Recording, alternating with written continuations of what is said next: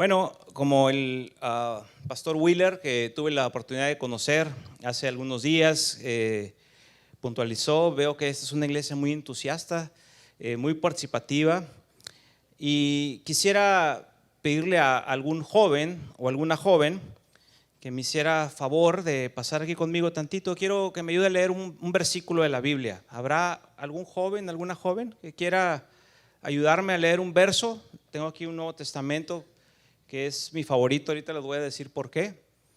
¿Alguien que pueda pasar a leer? ¿Sí? A ver, mi hermanita, por favor. Adelante, adelante. Le voy a dar este Nuevo Testamento, es un Nuevo Testamento muy especial para mí, y le voy a pedir que me ayude a leer lo que el pastor Víctor leyó cuando empezó la reunión, Hechos 1:8. ¿Sale? A ver. ¿Me puede leer, por favor, Hechos 1:8? ¿No? ¿No? ¿No se puede? ¿Por qué? ¿Por qué no se puede? ¿Puede enseñarnos por qué no se puede? Oh, está en blanco. Está en blanco. Gracias, perdón. Está en blanco. Así es como se ve la Biblia en muchos lugares del mundo todavía, en blanco. ¿Por qué?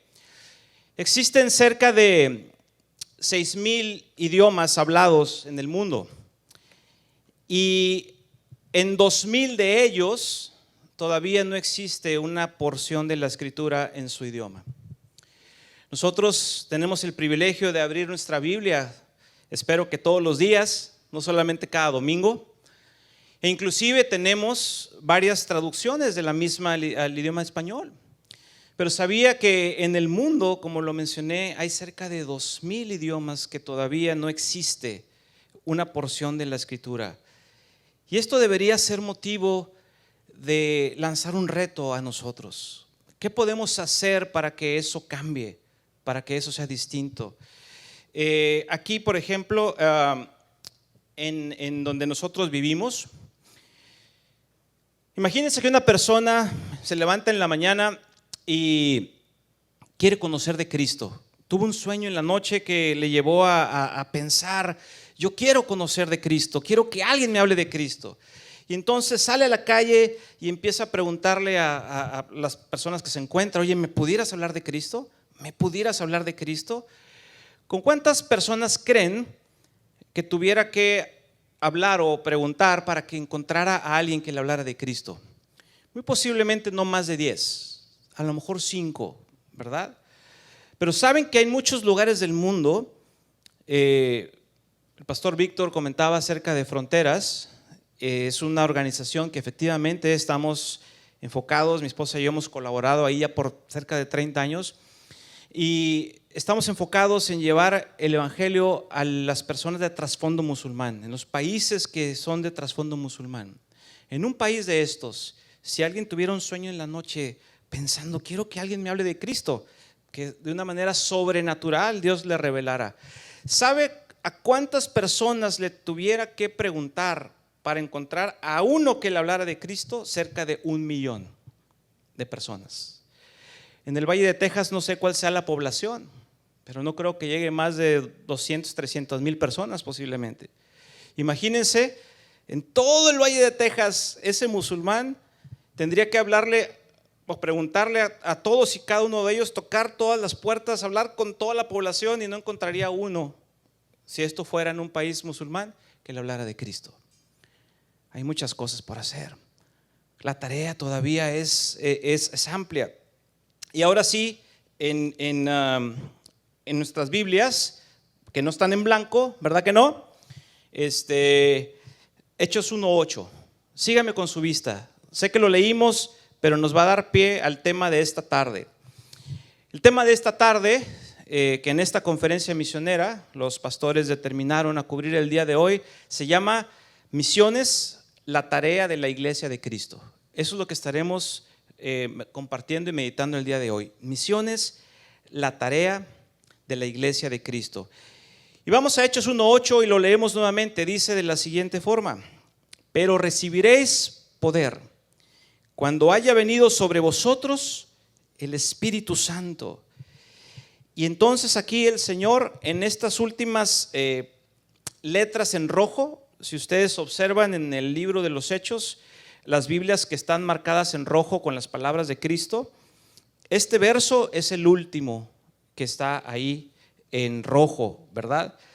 Y en este verso 8 dice: y me seréis testigos en Jerusalén, en toda Judea, en Samaria y hasta lo último de la tierra. Muchas personas han tomado esto de una manera progresiva, es decir, ¿para qué vas a otras partes del mundo, por aquí representadas con estas banderas, si aquí hay mucha necesidad? ¿Habrá mucha necesidad aquí en el valle? Sí, la respuesta es que sí. Pero este mandato que encontramos aquí en Hechos capítulo 1, verso 8, no es un mandato progresivo, es un mandato simultáneo. Quiere decir que mientras estamos siendo testigos en nuestro entorno inmediato, como decía Víctor en la alabanza, ¿podemos ser luz en casa? Claro que sí, el Señor nos ha llamado a eso, que sería, por llamarle de una manera, nuestra Jerusalén. Que mientras seamos luz en la región en donde estamos, que pudiera ser nuestra Judea, también lo podamos ser en la Samaria. Hay una cosa muy interesante, vi un video que me compartió el pastor Víctor, cómo algunos de los jóvenes de la iglesia fueron cruzando el puente a las personas que están, personas migrantes que están en la ciudad de Reynosa. Y ha sucedido algo muy interesante. Si no estamos yendo a las naciones, el Señor las está trayendo a nosotros. ¿Se han dado cuenta de eso? Eso fue lo que decía uno de los jóvenes en este video. Cómo el Señor ha estado trayendo a las naciones. No sé de cuántas naciones haya personas representadas en este grupo de migrantes que están cruzando la frontera. Seguramente de varias. Y entonces el Señor nos ha llamado a que seamos testigos también en ese entorno. Pero fíjense lo que dice aquí al terminar el verso 8. No solamente en Jerusalén, no solamente en Judea, no solamente en Samaria, sino ¿hasta dónde? Hasta lo último de la tierra. El apóstol Pablo, en obediencia a este mandato, tenía la intención de ir hasta lo último de la tierra. No sé si recuerdan, el libro de los Hechos nos narra cómo el apóstol Pablo quería ir a España. ¿Por qué? Porque en España había un lugar que todavía está ahí, que se llama Finisterre. Finisterre significa literalmente lo último de la tierra. Y Pablo quería ir allá. Pablo en su generación, quería llevar a cabo este mandato hasta lo último de la tierra. Pero si nosotros estamos pensando que ir a lo último de la tierra es para alguien más, estamos equivocados. Porque así como los ingleses cruzaron el mar, llegaron a este hermoso país en el que ahora vivimos, trayendo el evangelio aquí. Imagínense que ellos se hubieran quedado allá tomando el té, pensando, no, pues eso de lo último de la tierra es para alguien más. No estaríamos aquí ni tú ni yo. Pero ¿saben qué? No estamos solos en esto. Nuestra generación no está sola en esto. Es decir, en la falta de obediencia a este mandato. Los mismos discípulos que estuvieron con Jesús por 3 años, que anduvieron con él por todos lados, adolecían de lo mismo. El Señor les da este mandato, les dice que prediquen el evangelio en su entorno inmediato, en un entorno extendido, hasta lo último de la tierra. ¿Y qué creen que hicieron los discípulos? ¿Se fueron bien listos a cumplir ese mandato? No, se quedaron en Jerusalén. Y ahí estaban en Jerusalén, contentos, compartiendo el evangelio, sí, pero omisos al mandato de hasta lo último de la tierra. Y fíjense lo que sucede. Vamos a ir ahora, ahí mismo en el libro de los Hechos, al capítulo 8. Ya leímos Hechos 1:8, ahora vamos a leer Hechos 8:1. Solamente vamos a invertir el orden de los números y ahora Hechos 8:1. Y si tiene su Biblia, ¿ya tiene sus ojos puestos en este pasaje? ¿Sí? Ok, fíjense lo que dice Hechos 8:1. Y Saulo, quien después se convirtió en Pablo, consentía en su muerte. ¿En la muerte de quién? En la muerte de Esteban. Lo habían apedreado, ¿verdad? Y Saulo estaba allí. Y dice, en aquel día hubo una gran persecución contra la iglesia que estaba en Jerusalén. ¿Dónde se habían quedado los discípulos? En Jerusalén. ¿A dónde les dijo Dios que fueran? A Judea, Samaria y hasta lo último de la tierra. Pero ellos se habían quedado en Jerusalén. Sigo leyendo. Y todos, ¿qué dice? No solamente unos cuantos, sino todos fueron esparcidos. ¿A dónde? Por las tierras de Judea, por las tierras de Samaria, salvo los apóstoles. Y hombres piadosos llevaron a enterrar a Esteban e hicieron gran llanto sobre él. Y Saulo asolaba la iglesia y entraba casa por casa, arrastraba a hombres y a mujeres y los entregaba en la cárcel. Pero fíjense lo que sucede a continuación en el verso 4. Pero los que fueron esparcidos, aquellos que se habían quedado en Jerusalén, que habían sido omisos a ese mandato, iban por todas partes, ¿qué? Anunciando el evangelio. Y en el mundo de las misiones, a este contraste de Hechos 1:8 con Hechos 8:1, se le llama o en barco o en ballena. ¿Cómo vas a ir? ¿Vas a ir en barco voluntariamente cumpliendo esta gran comisión? ¿O vas a ir en ballena como Jonás? Que Jonás se fue. ¿A dónde se fue Jonás? En dirección opuesta de donde el Señor le dijo que fuera. Y lo tragó un gran pez y fue y lo llevó a donde el Señor le dijo que fuera.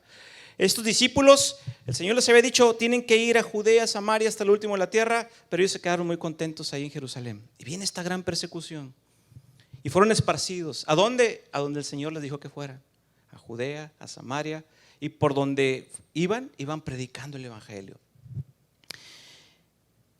Y esto es algo maravilloso porque al día de hoy sigue sucediendo lo mismo en nuestras iglesias. El Señor nos ha dado este mandato. Y como decía mi hermanita que hablaba de la promesa de fe, a lo mejor nosotros el Señor no nos ha llamado a ir, pero a una cosa a lo que Dios nos ha llamado a todos es a enviar. Solamente hay dos posibilidades, o vas o envías. Decía un amigo mío que en una ilustración, todos hemos visto los barcos portaaviones, ¿sí? Estos gigantescos barcos que parecen una ciudad flotante. Pero solamente como 100 personas de las 8,000 que están en ese barco vuelan aviones, los aviones militares. ¿Qué hacen los otros 7,900 que están adentro del barco?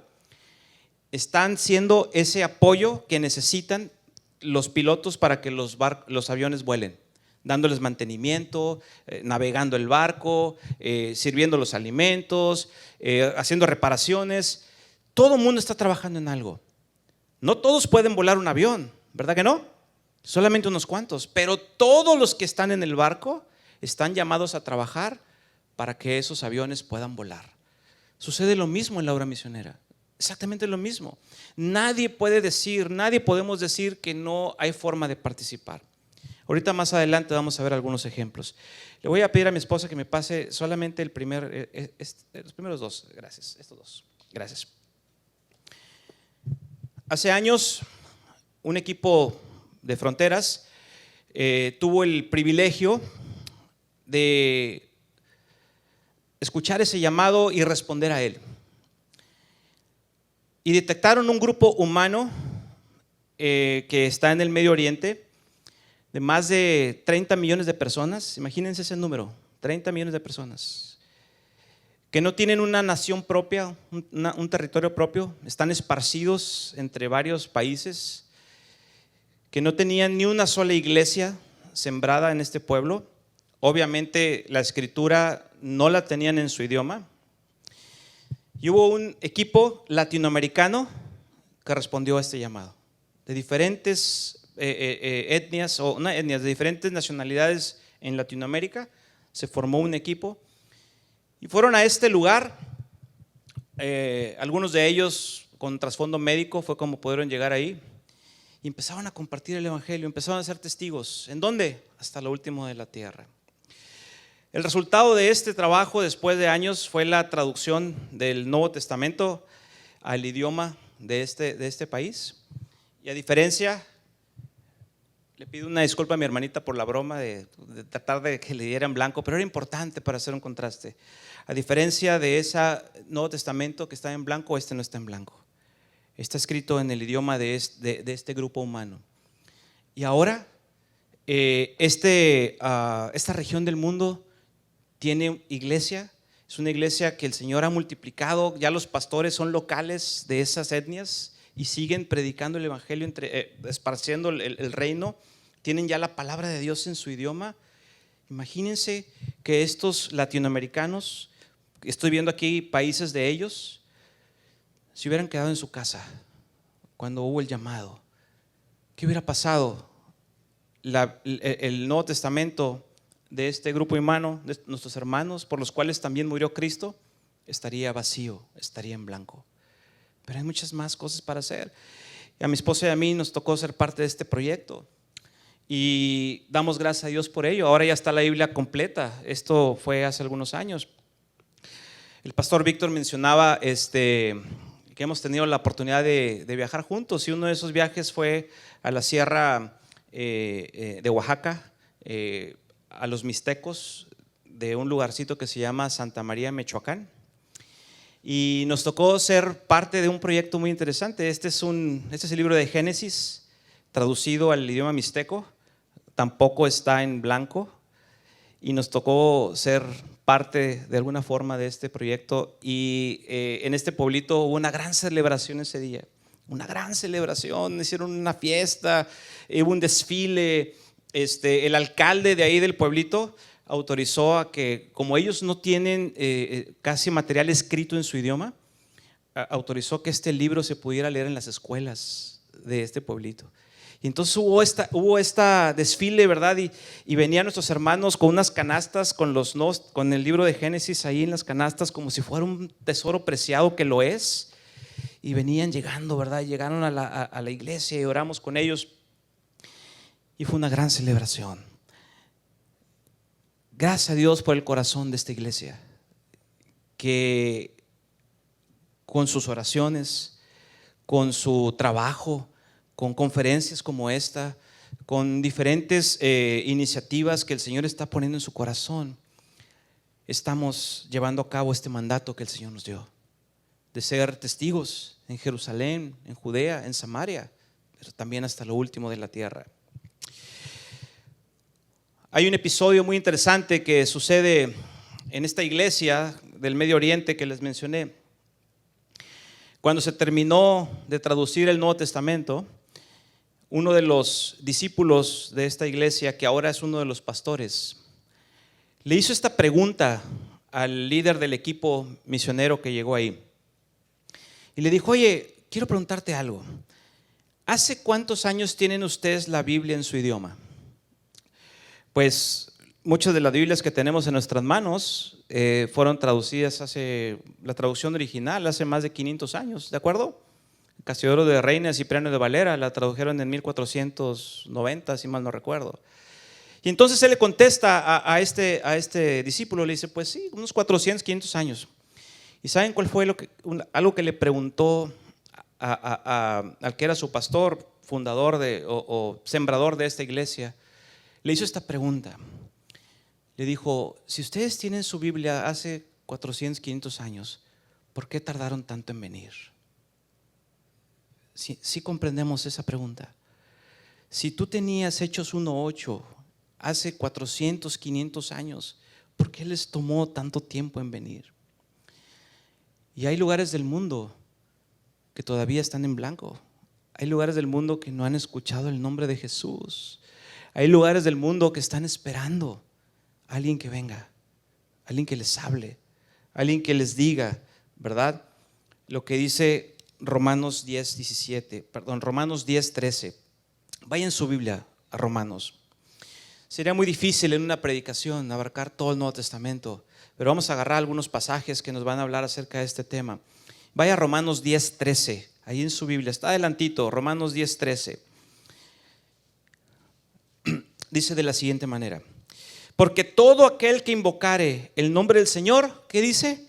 Será salvo. Pero fíjense, Pablo, que había entendido el mensaje de Hechos 1:8, que quería ir a Finisterre, a lo último de la tierra, nos hace a ti y a mí una pregunta. Esta carta fue escrita hace más de 1000 años, ¿verdad? Lo sabemos, 2000 a lo mejor. Nos hace una pregunta para ti y para mí. Dice la pregunta de esta manera: ¿cómo pues invocarán aquel en el cual no han creído? Sí, el que invocar el nombre del Señor será salvo, pero ¿cómo lo pueden invocar si no han creído? Siguiente pregunta: ¿y cómo creerán en aquel de quien no han oído? Siguiente pregunta: ¿y cómo oirán sin haber quien les predique? Y última pregunta para ti, para mí, en esta tarde: ¿y cómo predicarán si no fueren enviados? Como está escrito, cuán hermosos son los pies de los que anuncian la paz, de los que anuncian las buenas nuevas. ¿Se fijan cómo es la línea del pensamiento de Pablo? Hay una persona allá en Indonesia, país de trasfondo musulmán, que jamás ha invocado el nombre de Cristo. ¿Cómo lo va a invocar si no ha escuchado el nombre de Cristo? ¿Y cómo si nunca ha oído de Él? ¿Y cómo va a poder oír de Él si no hay quien le predique? ¿Y cómo le van a predicar si no hay quien vaya? Dios está abriendo puertas de manera sobrenatural. Hace algunos años, les comentaba esto al pastor Víctor y al pastor Wheeler. El país de Indonesia, un país muy difícil de penetrar el evangelio ahí, muy difícil. Pero el Señor, de una manera sobrenatural, permitió que hubiera un tsunami hace algunos años. Y ese tsunami vino y arrasó porciones de esta nación. Y entonces uno de los obreros de nuestra organización, el Señor le dio la idea para construir una purificadora de agua portátil. Y debido a esta puerta que se abrió, y el país, por el desastre natural, permitió que entraran algunos extranjeros a llevar ayuda humanitaria. Y entre esos iban estos misioneros que habían entendido: y me seréis testigos en Jerusalén, en Judea, en Samaria y hasta lo último de la tierra. Y llegaron a este país de Indonesia con estas maquinitas a purificar agua. ¿Iban a llevar agua? Sí, pero ese solamente era un medio. ¿Cuál era verdaderamente el propósito con el que estos misioneros estaban entrando? Predicar del nombre del Señor, predicar de Jesucristo,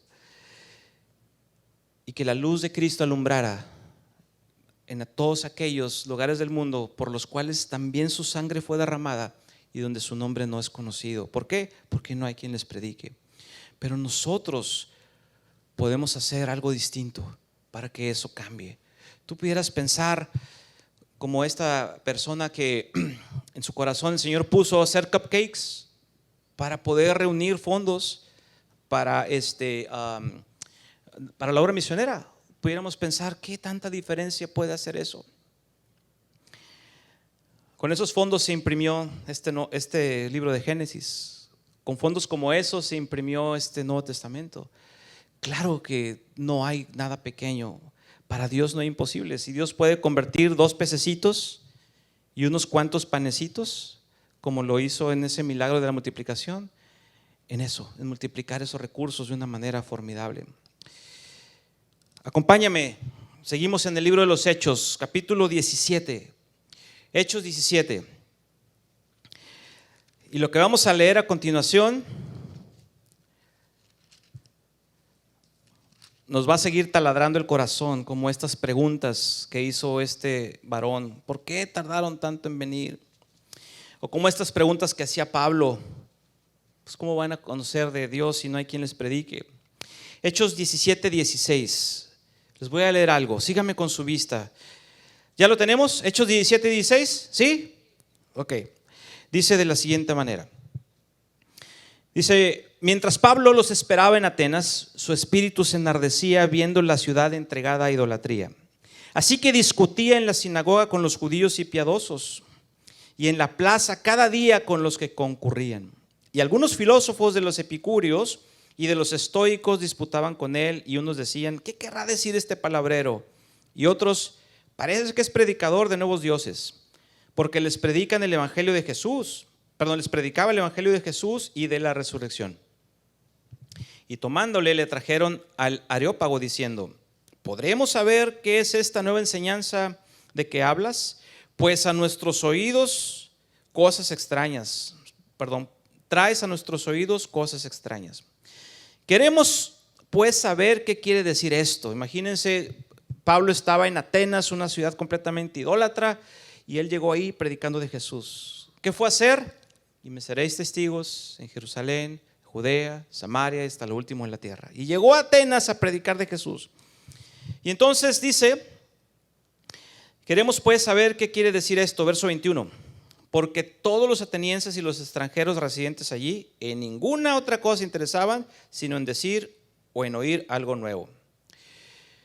22. Entonces Pablo, puesto en pie en medio del Areópago, dijo: varones atenienses, en todo observo que sois muy religiosos, porque pasando y mirando vuestros santuarios, hallé también ahí un altar en el cual estaba esta inscripción: al Dios no conocido.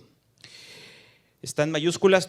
¿Su Biblia está en mayúsculas? Al Dios no conocido, al que vosotros adoráis, pues sin conocerle, es a quien yo os anuncio. El Dios que hizo el mundo y todas las cosas que en él hay, siendo Señor del cielo y de la tierra, no habita en templos hechos por manos humanas, ni es honrado por manos de hombres como si necesitase de algo, pues Él es quien da a todos vida y aliento y todas las cosas. Años atrás se piensa que en esta región de Atenas había habido una gran plaga, como el COVID, ¿no? O sea, una plaga terrible. Y esta plaga había matado a muchas personas. Y entonces los sacerdotes de estos lugares empezaron a hacer sacrificios a sus dioses, empezaron a buscar la manera de que esa plaga se detuviera. Y entonces nada funcionaba. La gente seguía muriendo y esta plaga seguía estando ahí. De repente alguien dijo por ahí y dijo: bueno, a lo mejor nos estamos equivocando. A lo mejor le estamos pidiendo a un Dios que no conocemos y todos los que conocemos no han podido hacer nada. Vamos a pedirle a ese Dios desconocido para nosotros: por favor, Dios desconocido, detén esta plaga y preserva la vida de las personas que están aquí. Y cuando estas personas hicieron esto, esa peste se detuvo, esa plaga se detuvo. Y entonces construyeron un altar al Dios no conocido. Y entonces Pablo, cuando observa todo esto, toda la idolatría de esta ciudad, y ve esta inscripción, dice: es el Dios del que yo vengo a hablarles, del Dios que ustedes no conocen. Es el Dios que yo vengo a hablarles. Y en estos 3,000 millones de personas que existen en el mundo, que nos hablaba este video, a lo mejor están así, con un Dios no conocido. ¿Cómo puede cambiar eso?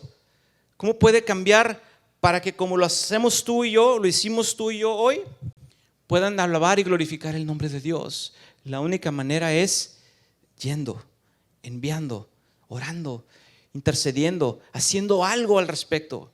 Esa es la única manera en que las cosas van a cambiar. Y quiero compartirles algo más. Hace algunos años hubo un misionero muy conocido que se llamó Hudson Taylor. Y este misionero estaba en China. Era un varón inglés que estaba estudiando medicina, estaba en estudios para ser médico. Pero cuando estaba en la universidad, el Señor lo llamó y le dijo: tienes que hacer algo, tienes que ir hasta lo último de la tierra. Imagínense dónde está Inglaterra, dónde está China. Y esto fue hace siglos, no estamos hablando en tiempo reciente, hace siglos. Y este hombre va a China y empieza a trabajar allí, pone un dispensario médico, que es lo que sabía hacer, y empieza de esa manera a dar testimonio de Jesús. Pero un día, este hombre, Hudson Taylor, se dio cuenta que se le acabó la provisión.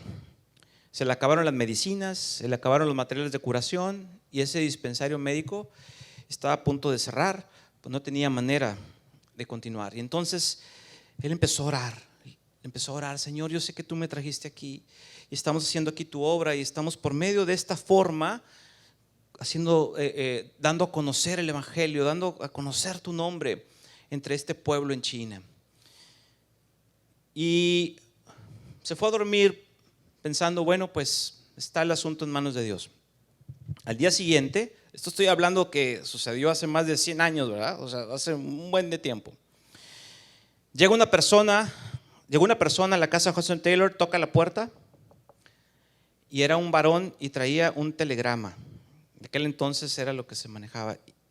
Yo no sé ustedes, pero si a ustedes les tocó recibir dinero por giro telegráfico, pues que somos más o menos de la misma generación. Pero bueno, Hudson Taylor le llega este telegrama y le estaban diciendo que fuera a la oficina de correos. Y llega a la oficina de correos y entonces dice, aquí hay un sobre para usted. Y era un cheque bancario que venía de Inglaterra, había llegado a China. Él abre el sobre, ve este cheque y dice, con esto el Señor respondió esta oración y podemos seguir funcionando con este dispensario por años. ¿Saben qué es lo más interesante? Que ese cheque había salido de Inglaterra 3 meses atrás. Imagínense, él estaba orando esa noche por provisión y Dios contestó una oración que él hizo 3 meses atrás para que llegara ese cheque y que siguiera continuando la obra en ese lugar de China. ¿Qué quiere decir esto? Si por lo menos, no digo que no sea importante, posiblemente es lo más importante, podemos orar, ya estamos haciendo una diferencia. Si podemos orar por las naciones, podemos hacer una diferencia. Él estaba orando por esa provisión. Dios tocó el corazón de un hombre para poner en el correo 3 meses atrás esa provisión, como está tocando el corazón tuyo y mío. Y ese sobre que tú vas a depositar ahí, a lo mejor alguien en otra parte del mundo está orando por eso. Y el Señor te va a usar a ti, me va a usar a mí, para que la obra del Señor siga avanzando. Te fijas que no hay nada pequeño, no hay nada que sea insignificante. Si todos nos sumamos a la tarea, ya sea yendo o enviando, las Biblias dejarán de estar vacías en los lugares del mundo donde están. El nombre de Jesús dejará de ser desconocido en los lugares del mundo en donde están. Quiero leer un pasaje más. El pastor Víctor me dijo que podíamos compartir 4 horas, ¿no? Okay. Aunque me advirtió que a las 4 todos se van y yo aquí me voy a quedar hablando. Pero quiero compartir un pasaje más. Acompáñame a Tercera de Juan. Tercera de Juan, una carta muy pequeña, que está ahí en nuestras Biblias. Y está casi al final, un poquito antes de Apocalipsis, antes de Judas. Tercera de Juan. Y muchas personas se preguntan, ¿qué está haciendo la carta de Tercera de Juan en la Biblia?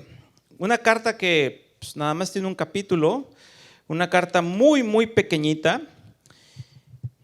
Y hoy vamos a aprender qué está haciendo la carta de Tercera de Juan en la Biblia. Acompáñame a leer verso 5. Tercera de Juan, verso 5, capítulo 1, nada más tiene 1, verso 5.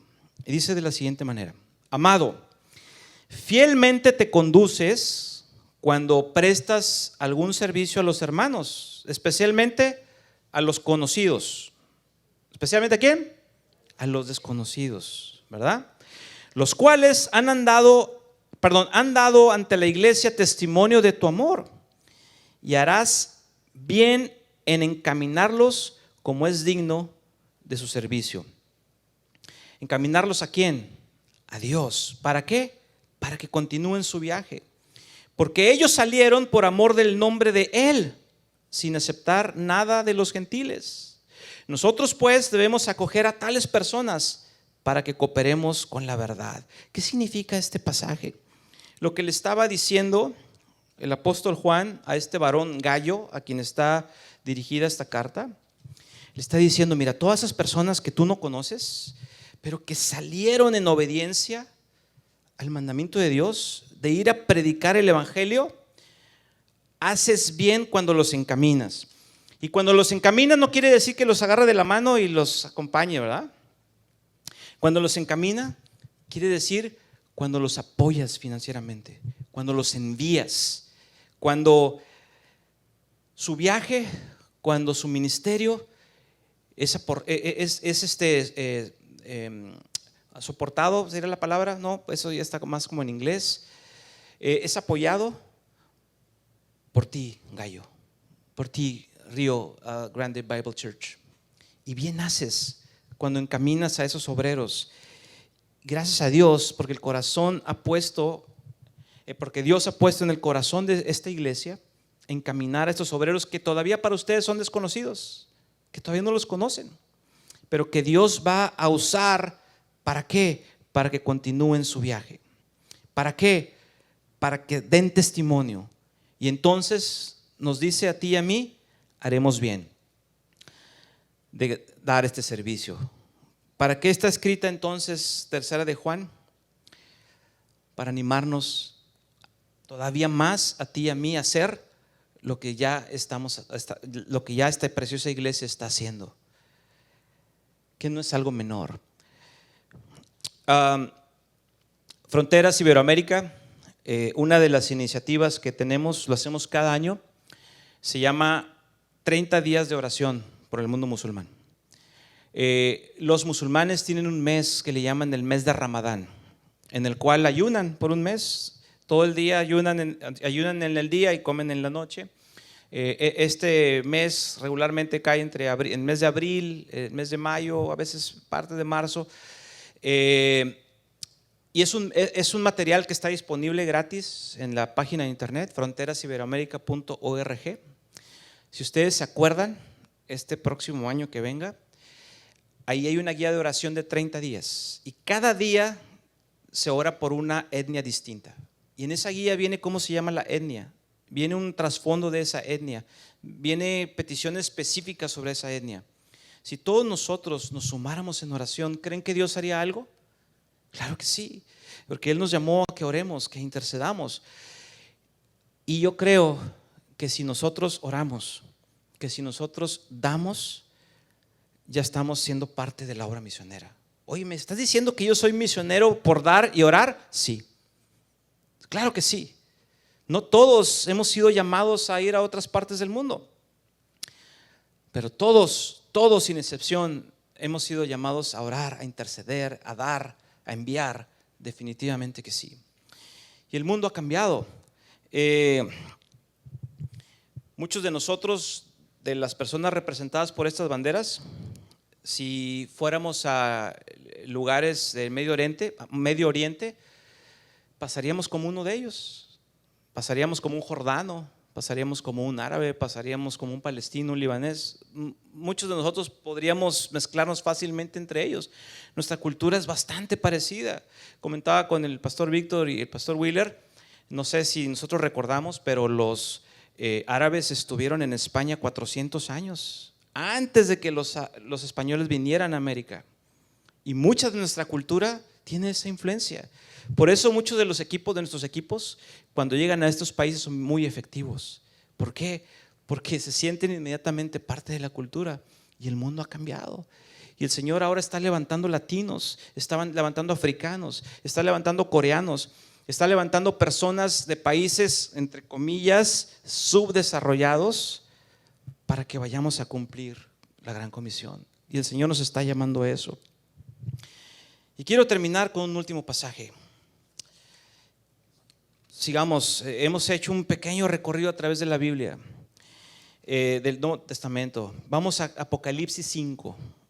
Apocalipsis 5. El director de nuestra organización tiene un dicho y dice de la siguiente manera. Dice, no es que la iglesia tenga misiones, sino que la misión tiene iglesias. ¿Sí nos fijamos en la diferencia? No es que la iglesia tenga un ministerio de misiones, sino es que la misión, ¿cuál es la misión? La que está ahí en Hechos 1:8, tiene iglesias. Cuando yo leí este pasaje, lo había leído muchas veces, Apocalipsis 5. Cuando lo leí a la luz de lo que dice Hechos 1:8, cambió mi entendimiento totalmente. Y espero, y es mi oración en esta tarde, que cambie también el tuyo. Simplemente te leo estos versículos y hago un pequeño comentario y con eso terminamos. Fíjense lo que dice Apocalipsis 5 y vamos a ir de los versos 1 al 9.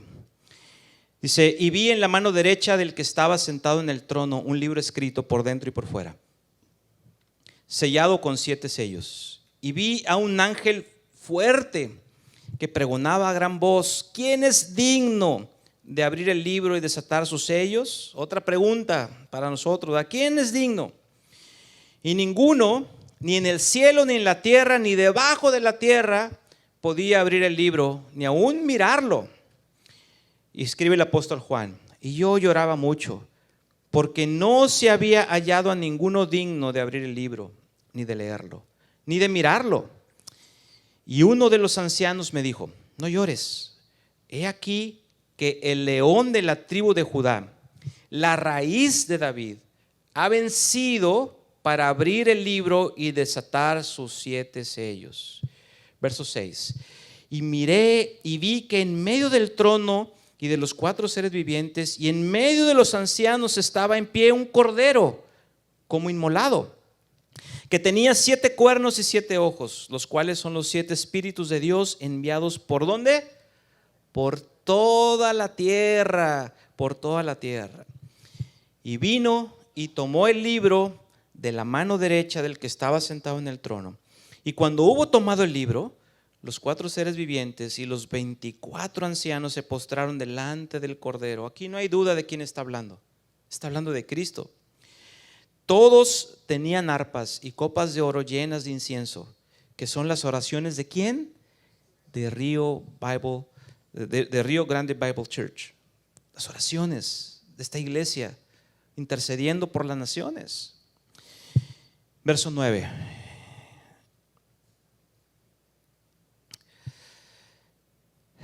Cada vez que leo este verso